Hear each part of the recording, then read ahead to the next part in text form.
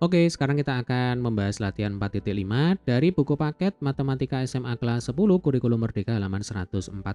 Ya, untuk pembahasan soal yang lain dan pembahasan materi silakan dicermati di playlist.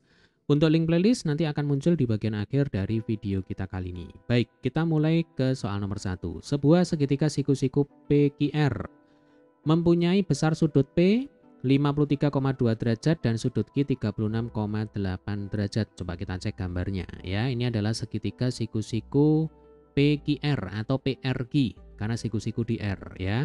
Sudut P 53,2 derajat, kemudian sudut Q 36,8 derajat. Panjang sisi PR 3 satuan, panjang sisi QR 4 satuan, lalu panjang sisi PQ ini 5 satuan ya.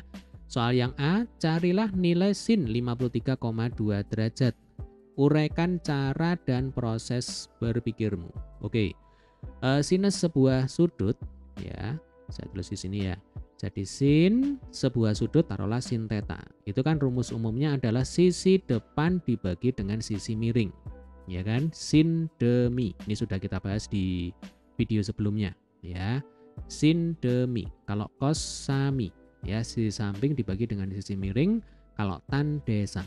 Nah, kita punya 3 perbandingan trigonometri, sinus, kosinus, dan tangen ya.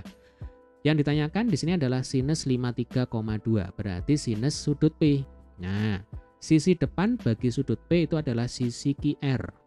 Ya, Dek ya. Jadi sisi depan itu artinya sisi yang terletak di depan sudut acuan. Nah, atau terletak di seberang sudut acuan itu juga boleh. Sudut acuannya adalah sudut P. Berarti sisi yang terletak di depan sudut P itu adalah sisi depan. Dalam hal ini adalah QR. Oke, langsung aja ya. Jadi sin sudut P itu akan sama dengan panjangnya QR, kemudian dibagi dengan sisi miring. Nah, kalau sisi miring itu adalah sisi yang terletak di depan sudut siku-siku. Ya, ini sudut siku-siku, berarti sisi yang terletak di depan sudut siku-siku adalah sisi PQ. Berarti sin sudut P sama dengan QR dibagi dengan PQ. Ya, tinggal dimasukkan angkanya. Berarti sin 53,2 derajat sama dengan QR-nya 4, lalu PQ-nya 5. Ya, 4/5 kalau kita jadikan desimal sama dengan 0,8. Selesai. Ya, jadi sin 53,2 derajat sama dengan 0,8. Oke, sekarang kita ke soal yang B. Nilai perbandingan panjang sisi QR dan QP sama dengan nilai apa? Di sini pilihannya adalah cos 53,2 ataukah cos 36,8 derajat. Ya, cos. Nah, kalau cos itu kan rumusnya adalah sisi samping dibagi dengan sisi miring. Ya, saya tulis di sini ya. Jadi cos theta itu adalah sisi samping dibagi dengan sisi miring. Cos sami, sin demi ya. Nah, tinggal kita cek. Misalkan cos 53,2. Ya, sisi samping bagi sudut 53,2 adalah sisi PR.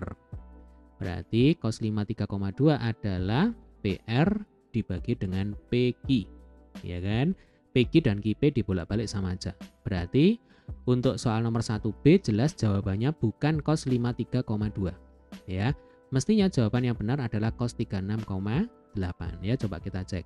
Sekarang yang kita jadikan sudut acuan adalah 36,8 ya.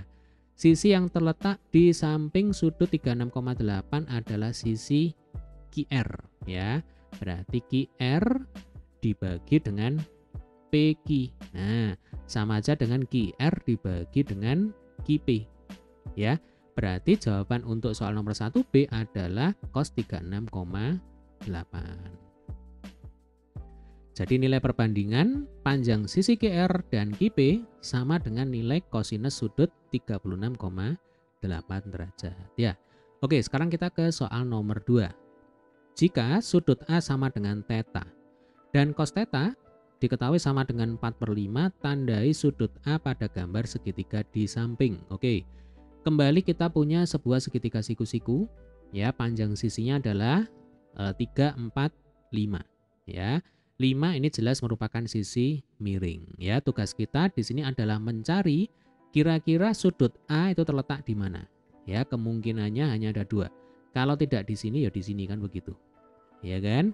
Cos theta sama dengan 4/5. Kita tahu kalau cos itu kan rumusnya adalah sisi samping dibagi dengan sisi miring.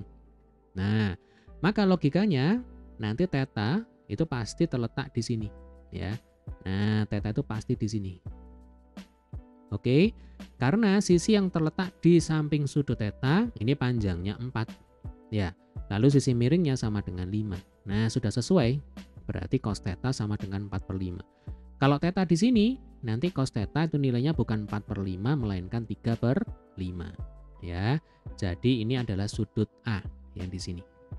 Oke, gampang ya. Kita lanjutkan sekarang ke soal nomor 3, ya. Ini mirip seperti soal nomor 2.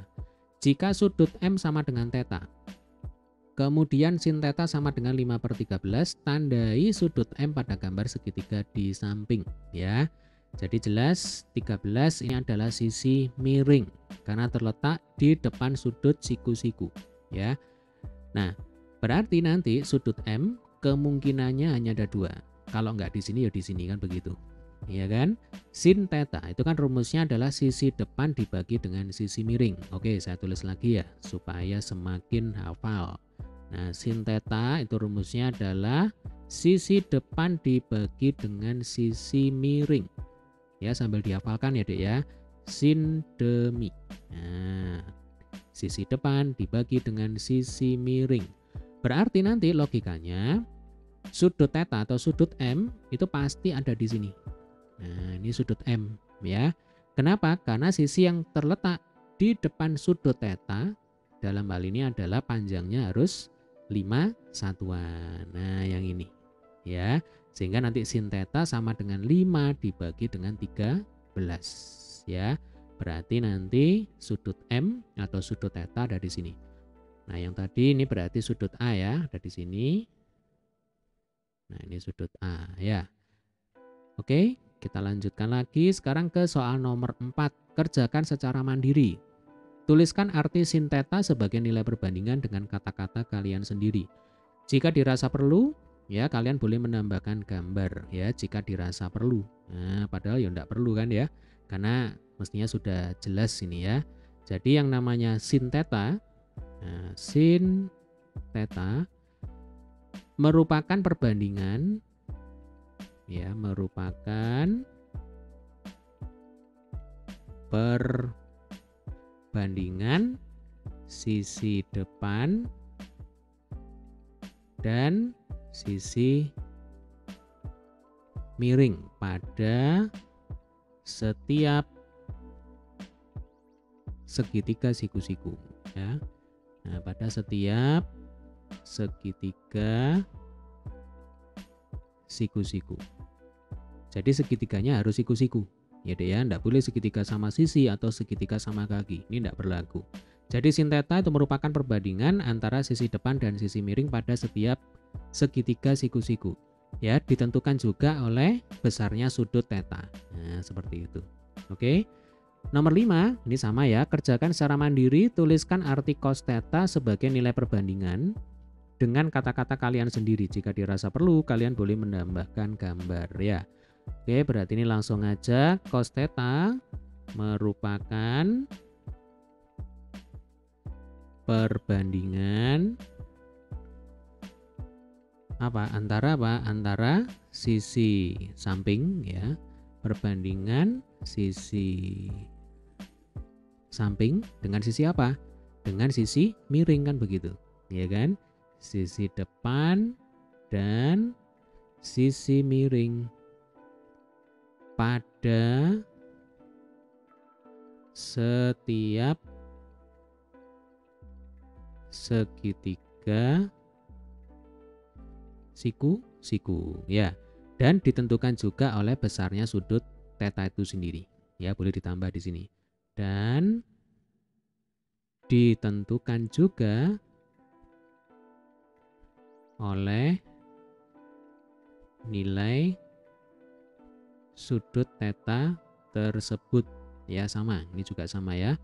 Jadi ditambahkan dan ditentukan juga oleh nilai sudut theta itu sendiri atau theta tersebut. Ya, coba kita baca ini kalimatnya enak apa enggak ini. Sinus theta merupakan perbandingan antara, nah ini ditambah aja ya. Berarti ini juga ya perbandingan antara, nah begitu. Sin theta merupakan perbandingan antara sisi depan dan sisi miring pada setiap segitiga siku-siku dan ditentukan juga oleh nilai sudut theta tersebut. Nah, jadi sin theta selain ditentukan oleh perbandingan sisi depan dan sisi miring pada setiap segitiga siku-siku, tentunya juga ditentukan oleh nilai dari sudut theta itu sendiri. Ya, demikian juga untuk cos theta. Oke, demikian tadi adalah pembahasan latihan berapa tadi? 4.5 ya, soal nomor 1 sampai dengan soal nomor 5 ya. Semoga bermanfaat. Jika ada pertanyaan silakan tulis di kolom komentar. Sampai ketemu di video pembahasan soal berikutnya.